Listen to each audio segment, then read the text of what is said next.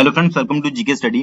तो आज की इस वीडियो में हम बात करने वाले हैं एचपी फॉरेस्ट गार्ड भर्ती 2021 के बारे में कंप्लीट डिटेल, यानी कि किस तरह से आप आवेदन कर सकते हो, कितनी पोस्टें निकली हैं, आपको पे स्केल जो है वो क्या मिलेगा, ठीक है, क्या ग्राउंड की जो है वो आपकी क्राइटेरिया मांगा गया है, कैसे आपका जो है वो रिटन टेस्ट में क्या क्या चीजें जो है वो पूछी जाएंगी।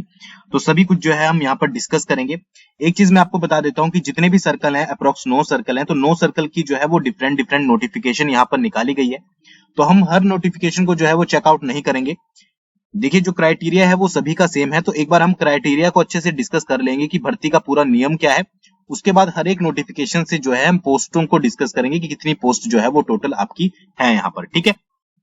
तो एक ही से हम क्राइटेरिया डिस्कस कर लेंगे और बाकी पोस्टें जो है मैं आपकी सबको बता दूंगा। बाकी जीके स्टडी ऐप पर अगर आप इसको डिटेल में पढ़ना चाहते हो तो जीके स्टडी ऐप पर आपको सारी जो है वो ये नोटिफिकेशंस आराम से मिल जाएगी। आपको करना क्या है कि ऐप को डाउनलोड कर जो है वो आपको लेटेस्ट जॉब वाले सेक्शन में जाना है और उसमें एक अदर ऑप्शन है, वहां पर आपको क्लिक करना है।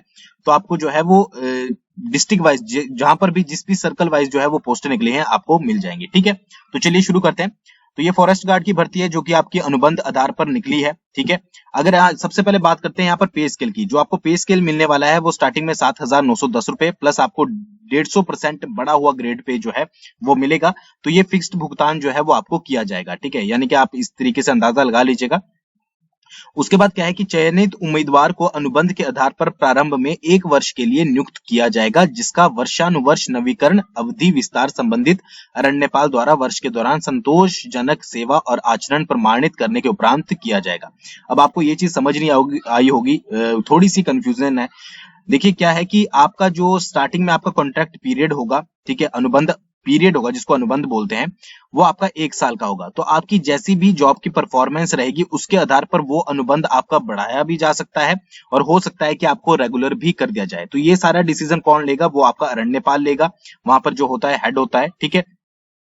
तो ये सारा डिपेंड करेगा कि आपकी जो है वहां पर परफॉर्मेंस कैसी है, आपका काम कैसा है, आप किस तरीके से काम करते हो। तो ये सभी आपके जो है वो यहाँ पर लिखा है संतोषजनक सेवा, यानी कि आपकी ड्यूटी जो है अगर सेटिस्फेक्शन वाली होती है और आपका जो आचरण है, आपका बिहेवियर है वो अच्छा होता है, तो आपका जो है वो आपको रेगुलर मिल सकता है। नहीं तो आपका जो है वो जो आपका अनुबंध पीरियड है यानी कि कॉन्ट्रैक्ट पीरियड है उसको बढ़ा दिया जाएगा। ये सभी सर्कल के लिए है, ठीक है। और अगर आपका अनुबंध पीरियड 1 वर्ष या उससे अधिक की बढ़ोतरी उसमें की जाती है, बढ़ा दिया जाता है, तो आपका जो है वो सेवा नियमानुसार 3% की वार्षिक वृद्धि देने का प्रावधान है, यानी कि 3% आपको जो है वो उसमें इंक्रीमेंट लगता रहेगा जो भी आपकी सैलरी होगी, ठीक है। तो यहाँ पर ये चीज बहुत इंपॉर्टेंट है कि आपका जो भी यहाँ पर रेगुलर होने का या फिर जो भी आपका कॉन्ट्रैक्ट पीरियड बढ़ने का जो भी डिपेंड करता है वो आपके बिहेवियर के ऊपर और आपकी ड्यूटी आप किस तरीके से करते हो उसके ऊपर डिपेंड करता है, ठीक है। दूसरी चीज क्या है कि जो आप वन रक्षक की जो पहली तैनाती होगी वो कठिन क्षेत्रों में की जाएगी, ठीक है। तो आप ये याद रखिएगा, जब यहाँ पर ये चीजें क्यों बताई गई है ताकि आपको बाद में कोई ऑब्जेक्शन ना हो। तो जब भी आप नए वन रक्षक लगोगे यानी कि फॉरेस्ट गार्ड लगोगे तो ऐसे जो आपके थोड़े कठिन क्षेत्र होते हैं वहां पर, यानी कि कठिन जो हार्ड एरियाज होते हैं वहां पर जो है वो आपकी पहले आधार पर जो है वो पोस्टिंग की जाएगी। और जिस भी आप वन वृत्त से यानी कि जिस भी सर्कल से आप फॉर्म भर रहे हो, किसी भी सर्कल से आप भर सकते हो बट एक ही से भर सकते हो, तो 10 वर्षों के बाद ही जो है आपकी ट्रांसफर वहां से हो सकती है, ठीक है। 10 वर्षों तक, 10 इयर्स तक जो है आप उस सर्कल से बाहर नहीं जा सकते हो। तो ये आप जो है वो याद रखिएगा। और सिंपल सी बात है, कैसे आपको अप्लाई करना है, तो आपका जो अप्लाई शुरू होगा वो 6 आप जो है जुलाई से अप्लाई कर सकते हो ऑफिशियल वेबसाइट पर, और 19 अगस्त जो है वो इसकी लास्ट डेट है, ठीक है। भूतपूर्व सैनिक श्रेणी के लिए जो भी पद आरक्षित है वो भूतपूर्व सैनिक बोर्ड के माध्यम से ही भरे जाएंगे। तो ये जो है वो आप याद रखिएगा, ये सभी के लिए है। अच्छे से इसको पहले अगर आपको नहीं समझ आया है तो दोबारा से पढ़ लीजिएगा, ठीक है। दोबारा से मैं एक बार और रिपीट कर देता हूँ कि जो आपका कॉन्ट्रैक्ट पीरियड है वो डिपेंड करता है आपके बिहेवियर के ऊपर, आपकी ड्यूटी के ऊपर। दूसरी बात है, आप जिस भी सर्कल से भरोगे तो 10 सालों तक जो है आपकी ट्रांसफर वहां से नहीं हो सकती है। और स्टार्टिंग में जो आपको अलॉटमेंट मिलेगी वो हार्ड एरियाज में मिलेंगी, तो अपने आप को उसी तरीके से आपको जो है वो तैयार करना है, ठीक है। अब यहाँ पर पोस्टों के बारे में बाद में बात करेंगे। सबसे पहले बात कर लेते हैं यहाँ पर आवश्यक शर्तें और योग्यताएं। एक तो आप भारत के नागरिक हो, आपकी एज जो मांगी गई है वो 18 से 30 वर्ष के बीच में हो, तो आप इसके लिए अप्लाई कर सकते हो। रोजगार कार्यालय में, ठीक है, एम्प्लॉयमेंट ऑफिस में आपका नाम जो है वो जरूर होना चाहिए, और अगर रिन्यूएबल नहीं है तो आप उसको रिन्यूएबल भी करवा लें, ठीक है, ज्यादा टाइम नहीं लगता है, याद रखिएगा। और फिर क्या है कि आपको जो है वो +2 आपकी जो है वो किसी भी स्कूल से उत्तीर्ण करी हो तो आप जो है इसके लिए अप्लाई कर सकते हैं, ठीक है, मान्यता प्राप्त से। ठीक है। और जो अन्य पिछड़ी जाति IRDP EWC जो आपके प्रमाण पत्र होते हैं वो आपके वैध होने चाहिए। तो ये तो आपको जनरल सी चीजें सारी पता होनी है, बट ये याद रखिएगा कि रोजगार कार्यालय में आपका रिन्यूअल भी हो, ऐसा ना हो कि आपका जो है वो एक्सपायर हो गया हो और आपने रिन्यूअल नहीं करवाया हो, ये याद रखिएगा, ठीक है। अब बात करते हैं शारीरिक जो मापदंड यहाँ पर दिया गया है। लंबाई की बात करें तो पुरुष में 165 सेंटीमीटर और जो फीमेल रहेंगी वो होगी 150 सेंटीमीटर, यानी कि फीमेल भी जो है वो इसके लिए अप्लाई कर सकते हैं आप आराम से, ठीक है। चेस्ट की बात करें तो बिना फुलाए पुरुष की जो है वो 79 सेंटीमीटर यहाँ पर दी गई है और फुलाकर यानी कि जो आप एक्सपैंड करोगे 84 सेंटीमीटर। बाकी आप यहाँ पर जो है वुमेन की भी देख सकते हैं। यहाँ पर एक और चीज है नोट कि अनुसूचित जनजाति के आवेदकों की लंबाई में 5 सेंटीमीटर और छाती के माप में 4 सेंटीमीटर की छूट होगी, यानी कि जो अनुसूचित जनजाति होगी ST वगैरह उनको जो है हाइट में 5 सेंटीमीटर का जो है वो कंसेशन दिया जाएगा और जो चेस्ट होती है उसमें 4 सेंटीमीटर का कंसेशन दिया जाएगा। तो ये जो है यहाँ पर इनको बेनिफिट मिल रहा है। और यहाँ पर जो है वो डिजायरेबल क्वालिफिकेशन ये है कि आप जो है वो हिमाचल प्रदेश के बारे में आपको पता हो, ठीक है। भर्ती प्रक्रिया आपकी कैसी रहेगी, ये सभी के लिए है। देखिए किसी भी सर्कल में आप अप्लाई करो सभी के लिए है। सबसे पहले शारीरिक दक्षता यानी कि जो आपका ग्राउंड होगा वो 0 नंबर का होगा, यानी कि सिर्फ क्वालिफाई नेचर का है आपका ग्राउंड। लिखित जो आपका रिटन टेस्ट होगा वो 85 मार्क्स का होगा और जो आपकी बाद में डॉक्यूमेंटेशन होगी वो 15 मार्क्स की होगी, यानी कि टोटल आपके 100। तो यहाँ पर ग्राउंड को सिर्फ आपने क्वालिफाई करना है, तो आपको तैयारी भी उस अकॉर्डिंग करनी है। ऐसा नहीं है कि आप बहुत ज्यादा तैयारी कर रहे हो कि मुझे जो है वो फर्स्ट प्लेस पर आना है, ऐसा कुछ नहीं है। आप तैयारी कीजिए सिर्फ क्वालिफाई करने के लिए, जो कि मैं आपको बताऊंगा कि कितने कितने टाइम में आपको क्वालिफाई करना है। उसके बाद आपको मेन जो तैयारी करनी है वो करनी है आपकी रिटन की, ठीक है। और जो भी सीरियसली सिलेक्ट होना चाहता है, मैंने बहुत बार बोला है कि अभी से आपको रिटर्न की तैयारी करनी पड़ेगी। अब देखिए यहाँ पर अगर फिजिकल एफिशिएंसी टेस्ट की बात करें तो सबसे पहले होगी आपकी 100 मीटर की दौड़। इसके लिए जो पुरुष को यानी कि आपके जो मेल हैं उनको 14 सेकंड का टाइम दिया जाएगा और कोई भी अतिरिक्त मौका आपको यहाँ पर नहीं मिलेगा। फीमेल के लिए जो है वो 17 सेकंड रखे गए हैं, ठीक है। और यहाँ पर सिर्फ आपको सिर्फ क्वालिफाई करना है, यानी कि 17 सेकंड के अंदर महिलाओं को जो है इसको जो लड़कियां होती है उनको क्लियर करना है एक बार आपको, और 14 सेकंड के अंदर जो है वो मेल को क्लियर करना है। इसमें फर्स्ट सेकंड थर्ड वाला कोई चांस नहीं है, ठीक है, यानी कि आपको करना भी नहीं है। 800 मीटर की दौड़ होगी जिसमें 2 मिनट 45 सेकंड जो है वो मेल को मिलेंगे और 4 मिनट 15 सेकंड जो है वो फीमेल को मिलेंगे और ये भी आपको क्वालिफाई करना है। फिर आपकी हाई जंप होगी 1.25 मीटर की और इसमें आपको जो है वो 3 चांसेस दिए जाएंगे और फीमेल के लिए 1 मीटर की होगी, इसमें भी आपको 3 चांसेस दिए जाएंगे, यानी कि पहले में नहीं होता है तो दूसरे में नहीं होता है तीसरे में, अगर तीसरे में भी नहीं होता है तो फिर आपको घर जाना पड़ेगा, ठीक है। तो ये भी क्वालिफाई है। लॉन्ग जंप है 4 मीटर की मेल के लिए और 3 मीटर फीमेल के लिए और 3-3 इसमें भी आपको चांसेस मिलेंगे, ठीक है। और ये भी आपको क्वालिफाई करना है, यानी कि ग्राउंड टोटल क्वालिफाई नेचर का है। यहाँ पर कोई भी मार्क्स इसके जो है वो ऐड नहीं किए जाएंगे, तो क्वालिफाई करना है सिर्फ आपको। और दौड़ वगैरह में जो है आपको कोई भी एक्स्ट्रा चांस नहीं मिलेगा। सिंपल सा है कि आपको ऊंची कूद और लंबी कूद यानी कि हाई जंप और लॉन्ग जंप में चांसेस दिए जाएंगे। आई थिंक ये चीज आपको क्लियर हो गई होगी कि भाई हमारा जो है वो भर्ती का क्या पैटर्न रहने वाला है। आपको मैंने ग्राउंड के बारे में पूरा कंप्लीट बता दिया है। उसके बाद क्या है कि जो भी आप ग्राउंड टेस्ट में क्लियर होंगे यानी कि जो क्वालिफाई हो जाएंगे उन्हें लिखित परीक्षा में बैठने का जो है वो अवसर दिया जाएगा, ठीक है। और जो लिखित परीक्षा की आपकी डेट होगी और स्थान होगा उसके बारे में जो है वो जैसे ही आपका क्वालिफिकेशन मतलब कि जो आपका ग्राउंड वगैरह होगा उसे आपको बता दिया जाएगा, ठीक है जी। पूरे जो हो गए राज्य में यानी कि स्टेट में एक ही दिन जो है वो आपकी परीक्षा होगी। 85 ऑब्जेक्टिव टाइप क्वेश्चन आपके पास पूछे जाएंगे और 75 मिनट का जो है आपको टाइम मिलेगा। सब्जेक्ट की बात करें जो आपका सिलेबस रहेगा वो 10th बेस पर रहेगा, ठीक है। और इसमें हिंदी, अंग्रेजी भाषा, सामान्य विज्ञान व गणित, ठीक है। 10वीं जंगलों के प्रति वातावरण एवं मतलब कि आपको फॉरेस्ट से रिलेटेड कंप्लीट नॉलेज होनी चाहिए। एचपी जीके अगर आप पढ़ रहे हो तो फॉरेस्ट पर ज्यादा फोकस करोगे, इंडियन जीके में भी, और रीजनिंग और एप्टीट्यूड भी जो है वो आपसे पूछा जाएगा, ठीक है। गत्ता लाना आपको अनिवार्य है, आपको गत्ता जरूर ले जाना है जो कार्डबोर्ड होता है और ब्लैक या ब्लू पेन, ठीक है। ये चीज याद रखनी है। 85 क्वेश्चन 75 मिनट का आपको टाइम मिलेगा और हिंदी, इंग्लिश, जीके, वो आपका एप्टीट्यूड, रीजनिंग और साइंस जो है वो पूछी जाती है। तो ये चीजें आपको याद रखनी है, ये पूरा इसका कंप्लीट सिलेबस है, ठीक है। और चीजें देख लेते हैं यहाँ पर क्या बताया गया है, ठीक है। आपकी जो भी ऑफिशियल वेबसाइट है उसी के माध्यम से जो है वो ऑनलाइन आपको फॉर्म भरने हैं, ठीक है। और क्या दिया गया है इसमें कि जो आपका कोई भी अगर अंतिम तिथि के बाद यानी कि जो लास्ट डेट है उसके बाद किसी भी आपके आवेदन पत्र को जो है वो स्वीकार और एप्लीकेशन फॉर्म को स्वीकार नहीं किया जाएगा। अगर आपने एप्लीकेशन फॉर्म हाफ भरा है तो उसको रद्द कर दिया जाएगा, ठीक है। अगर जो है आपका फिजिकल टेस्ट एक दिन में पूरा नहीं होता है तो वो अगले दिन भी जारी रहेगा। तो ये चीजें जो है वो आप खुद पढ़ लीजिएगा, आपको पता लग जाएगी क्या क्या चीजें जो है वो आपको करनी है, ठीक है।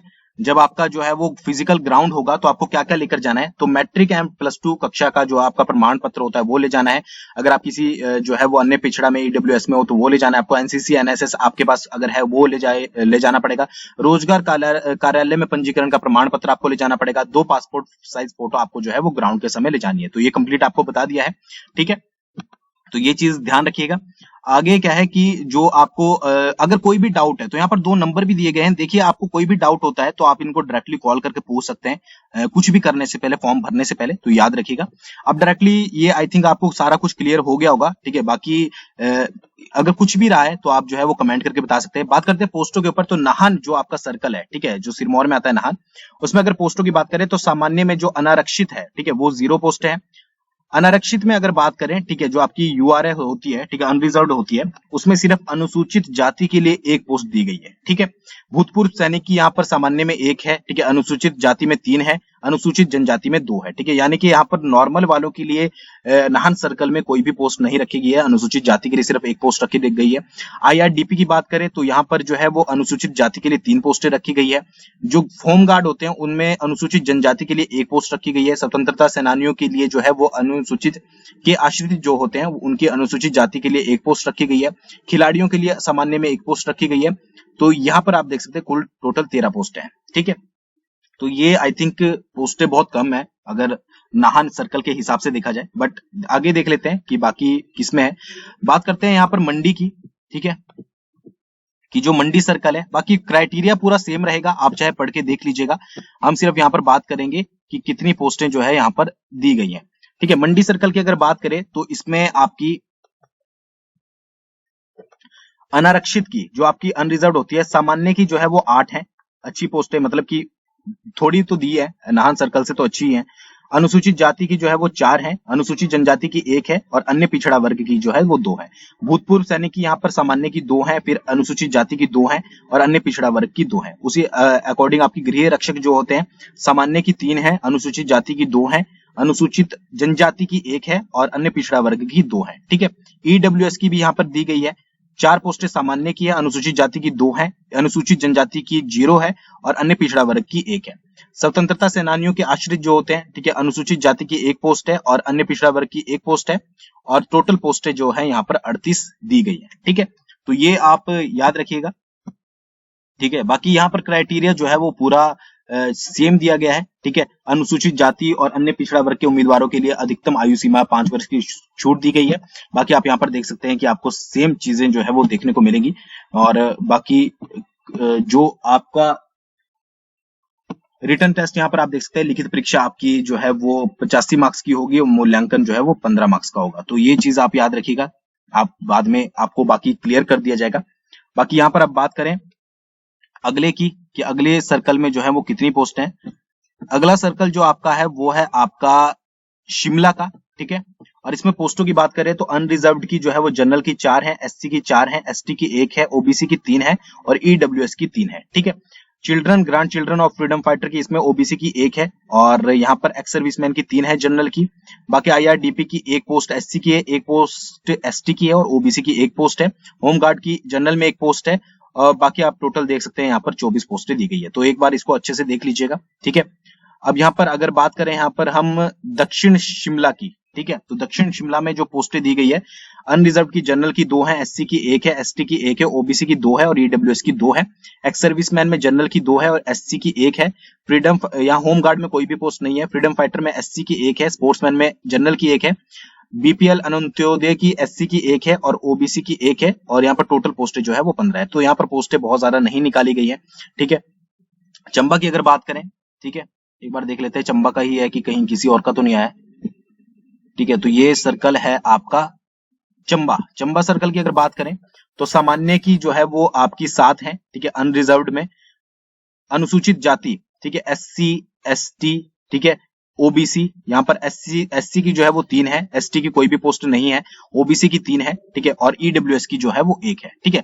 यहाँ पर होमगार्ड की कोई भी पोस्ट नहीं है, भूतपूर्व सैनिक की सामान्य में 1 है और टोटल पोस्टें जो है वो आपकी 15 है, ठीक है। बाकी क्राइटेरिया सेम रहेगा। आगे देख लेते हैं बिलासपुर की अगर बात करें, ठीक है, बिलासपुर में कितनी पोस्ट हैं। तो यहाँ पर अनरिजर्व्ड में जो अनरिजर्व्ड है उसमें सामान्य में 10 है, ठीक है, आर्थिक रूप से कमजोर में 3 है, अनुसूचित जाति में 4 हैं, अनुसूचित जनजाति में 1 है और अन्य पिछड़ा वर्ग में जो है वो 3 है। ठीक है, भूतपूर्व सैनिक की भी यहाँ पर दी गई है, गृह रक्षक की भी, IRDP की भी। टोटल पोस्टें जो है आपकी 30 है। हमीरपुर की अगर बात करें, ठीक है, हमीरपुर में कितनी है, तो हमीरपुर में यहाँ पर आप देखेंगे जनरल की 8 है, SC की 6 है, अनरिजर्व में ST की 0 है और OBC की 3 है। ठीक है, EWS में यहाँ पर आप देख लीजिए एक्स सर्विसमैन की भी दी हुई है, स्पोर्ट्स की भी दी हुई है। ठीक है, होमगार्ड की भी। टोटल 38 पोस्टें जो है यहाँ पर निकाली गई है। कुल्लू की अगर बात करें, कुल्लू में कितनी पोस्टें हैं, तो कुल्लू में यहाँ पर सामान्य की 9 है, अनुसूचित जाति की 3 है, अनुसूचित जनजाति की 1 है, अन्य पिछड़ा वर्ग की 4 है और आर्थिक रूप से कमजोर की 3 है। ठीक है, बाकी आप यहाँ पर देख लीजिएगा, 30 पोस्टें टोटल यहाँ पर दी गई है। ठीक है, शेड्यूल की अगर बात करें कि कब कब आपका क्या क्या होना है, सर्कल की बात कंप्लीट हो चुकी है, बाकी आप जीके स्टडी ऐप पर पढ़ लीजिएगा। देखिए कब से आप अप्लाई कर सकते हो, तो 6 तारीख से जो है आप इसके लिए अप्लाई कर सकते हो 19 तारीख तक। ठीक है, 19/8/2021 तक आप अप्लाई कर सकते हो। और उसके बाद फिजिकल टेस्ट की इंटीमेशन जो है आपको 9/9/2021 से 20/9/2021 के बीच में बता दिया जाएगा। और फिजिकल टेस्ट की डेट जो है वो 21/9/2021 से 20/10/2021 के बीच में चलेगी। फिर यहाँ पर जो है वो रिटन टेस्ट आपको बता दिए जाएंगे कि कब है आपकी। फिर यहाँ पर जो है वो date of return test on OMR sheet, ये 31/2/2021 को जो है वो आपका रिटर्न होने वाला है। ठीक है, बाकी इसके बारे में मैं ऑलरेडी पहले बता चुका हूँ, इसको भी आप चेकआउट कर लीजिएगा। एक चीज और याद रखिएगा कि अगर आप फॉरेस्ट गार्ड की तैयारी कर रहे हो तो आपको रिटर्न की तैयारी जो है वो इसके साथ साथ करनी है। ठीक है, अगर आप ग्राउंड की तैयारी कर रहे हो, बात के बारे में छोड़ोगे तो आपको जो है वो ज्यादा बेनिफिट नहीं मिलेगा। बाकी आप समझदार हो। आई होप आपको वीडियो पसंद आई होगी। Thanks for watching. बहुत जल्दी मिलेंगे नेक्स्ट वीडियो के साथ।